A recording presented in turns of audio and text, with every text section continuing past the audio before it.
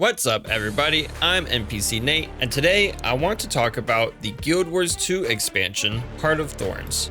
So first, let's talk about the introduction to the expansion, which was a super intense moment. You get this cutscene, it feels very epic. You know, there's all these airships getting destroyed by Mordremoth, and it's this horrible sinking feeling, and watching this terrible thing unfold, which it's actually the exact same cutscene as the end of Living World Season 2. If you finish Living World Season 2, you see the cutscene, and then you start Heart of Thorns. This is the same cutscene.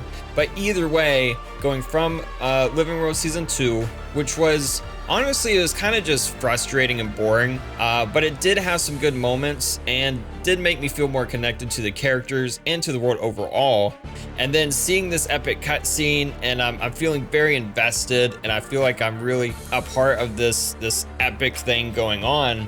And then I start Heart of Thorns, which is a very cool way. It's a very cool start to the expansion, and I like it a lot. I loved the introduction to the expansion, and I was very hyped to get started. All right, so after the introduction, it's time to head into the jungle. Now, these jungle maps have a lot more verticality to them than the core Tyrian maps, which in some cases really adds to the scale of the map and makes it feel a lot more epic. But at first, it is really confusing and difficult and frustrating to traverse these maps, and that gets less so over time after you level some masteries such as your glider, bouncing mushrooms, etc. And the maps do look good, they're very good, but it's just that in the beginning it's going to be very frustrating to traverse these maps.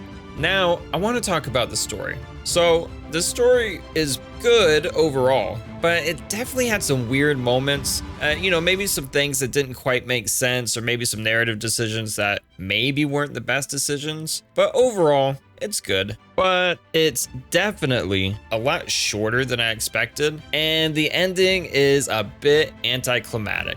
So it's, in my opinion, nowhere near the epic scale of the core story. And it kind of just felt more like just another Living World season instead of a full-blown expansion story. So I would have liked to see a bit more, more story, a little bit more of the epic scale that we saw in the core story, and just more overall. And I think I would have liked it a lot better. All right, and now let's talk about the progression through the expansion. So the progression is very slow the first time you play Heart of Thorns, but not because of a lengthy storyline or a large amount of new content. The lifespan of this expansion relies on bottlenecks created by mastery requirements, such as bouncing mushrooms, etc. If I remember right, I believe there are 3 times which you must complete a mastery before you can proceed, and these bottlenecks severely slow your progression and give a false sense of longevity to the expansion. After you've mastered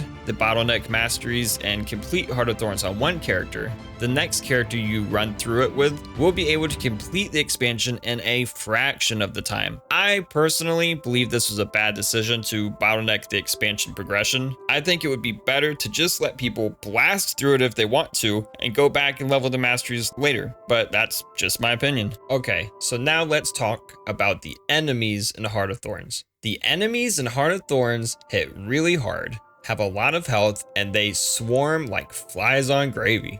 They also put out a lot of conditions and AoEs. So this is going to be a very difficult adjustment for new players, casual players, and solo players. If you're all 3, this will be hell for you. I highly recommend researching and improving your build as best as you can, as well as gearing up a bit before starting this expansion. Also, the best advice I could ever give you is to play through this with a friend or guildmate as much as possible. Once you're an experienced player with a solid build and good gear, this won't be nearly as difficult for you. But until then, not only is grouping up pretty much a necessity, but I fully believe the devs intended it to be this way. All through Living World Seasons 1 and 2, and carrying into Heart of Thorns, it really seems like the devs want to push the MMO aspect of the game and force players to actually play with each other as much as possible. I don't think it's necessarily a good idea to do this with story content. I believe that story content should always be soloable,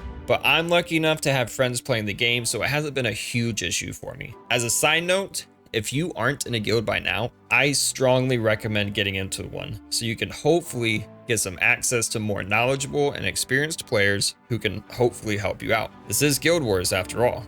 Okay, so my overall opinion of this expansion is that it was okay, but it was a little bit of a letdown in general. Although there are some redeeming qualities to the maps and the gameplay, for the most part, traversing the map and fighting through overpowered swarms of mobs is too difficult for new players, as well as some of the boss fights. The story is decent, but it starts strong and sort of fizzles out by the end, with a fairly anticlimactic ending. Also, I dislike the progression bottlenecks implemented with the mastery requirements. So at the end of the day, I would say I would still recommend people play this expansion, but definitely with friends if possible. And once you've cleared it with one character, the progression will get much faster, but it won't get any easier and the story won't get better. And that's why I'll probably never play this expansion again. That's it for today's video. Thank you so much for watching. And please, if you like this type of content, don't forget to like and subscribe. It'll really help me out. And I hope to see you next time.